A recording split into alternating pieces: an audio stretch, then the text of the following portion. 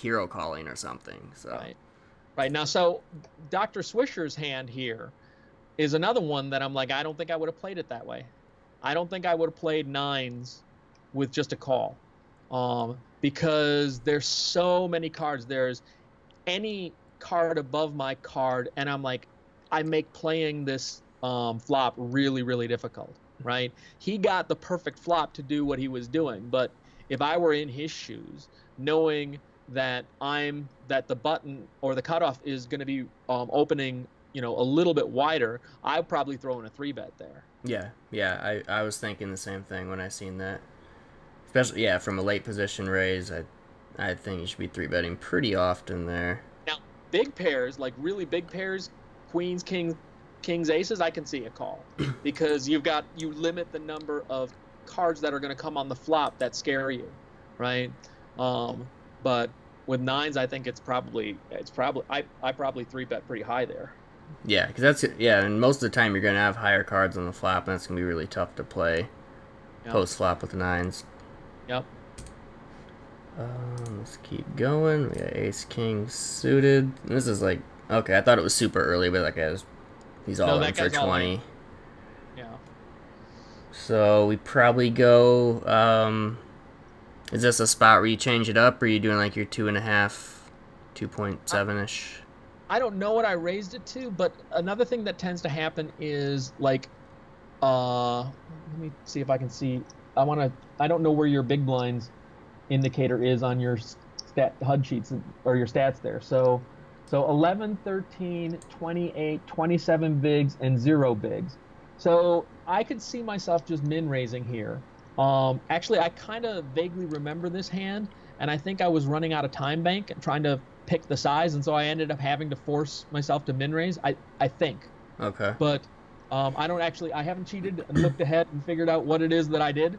But I think that this hand was one where I'm like, I was spending too much time figuring out what the right size was, so that I had forced myself to min raise. Okay, which isn't bad. I don't know if that's what you're looking at the blinds for, but these two Yes, here have I like was looking at the blinds. I was looking at the blinds to try and like so 11, 13, the 28 and 27 bigs are not what I would probably want to do is I'd probably want to size it to give the 11 big blind guy shove equity, right? To give yeah, him the illusion of he can reshove over me and get me to fold.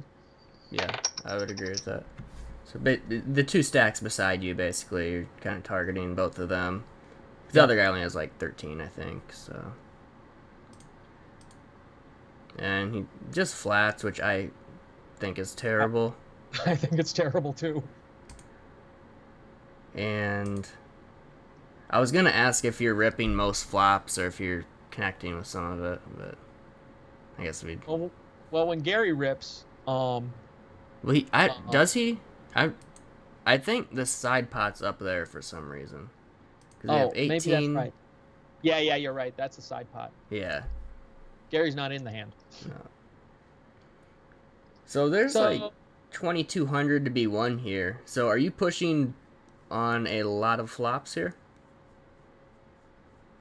well, in this, so probably not. Probably not pushing on a ton of flops. Um, if this flop came like Queen, Jack, Deuce, that really hits a lot of his just flatting range. Mm-hmm. And so I'm probably check folding. Okay. So I'm looking at like if it hits Broadway that I don't hit, I'm probably check folding. Okay. But in this particular case, since I hit it, I'm trying to get value from if he happened to have called with an eight, if he happened to call King Queen or King 10, something like that. I don't think he's calling with an eight. So I would probably bet here to try and get value from a worse king, although combination-wise, it's unlikely that there's a worse king. If he's got aces, he's going to just rip, right? And if he's got aces, okay, congratulations, you get some of my chips, right? Yeah, that'd be a really weird played aces, so I wouldn't be too worried about that. Yeah. Or an ace king or kings. So I think we're almost ahead of everything besides a set. fours or Right. So eights. I could see myself betting smaller here to give the guy. So maybe like 120, maybe 130 to give the guy Well, an incentive call. well, your blinds are 150, 300, so. Okay, I'm sorry. I'm looking at the 320 pot. Yeah, there's still that Um, 1800 up there, yeah, so. yeah, yeah. So sorry about that. No, probably See, I maybe almost 600. I'd say probably 600, maybe 700.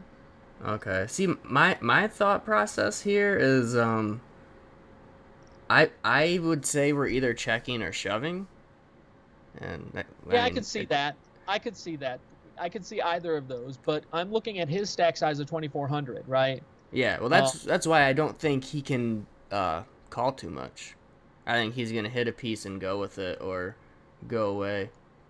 So yeah, that's true. I would either want to check and let him, like, if we don't think he hit any of this, give him like one more opportunity to hit something because there's no real scary turn cards that can come. Yeah, If yeah, that's anything, it true. might bring him a draw or something. Yeah, I think my yeah, you're right. I mean, there is no scary turn cards on this. This is super strong for me. And so I've been trying to balance. I don't remember what I actually did in this hand, but I've been trying to balance my range here a little bit because I've noticed that I tend to c bet when the board hits my range, but I didn't hit the board, right? So I feel like there are times when I need to c bet even when I've hit the board, right? And Yeah, I also tend to check when I hit the board really, really strong. So I'm trying to balance my range a little bit to like make it so that I'm not so easy to read. yeah. I So think I could see myself doing both, okay. but I did check. And I mean, I think he should be getting it in no matter what here. So I think we just bulldoze it here. Yeah. Yeah, that's what I did. And okay, wow. I Yeah, would have never gave him ace king in that spot. It's really and I put a note on him right after that. Doesn't three bet ace king. yeah. Like it was a bad flat just off that stack in general, but with Yeah. that hand, I'm never because I mean it's it's a good hand that plays heads up. I don't know why you would ever want to flat a hand like that. Maybe price in the big blind was all no matter what, but like the small blind's getting better odds, and I would Yeah, never do that with ace king one of there. my other notes on him is doesn't raise set. So this guy I put as a yellow tag. So which for me is passive. Okay.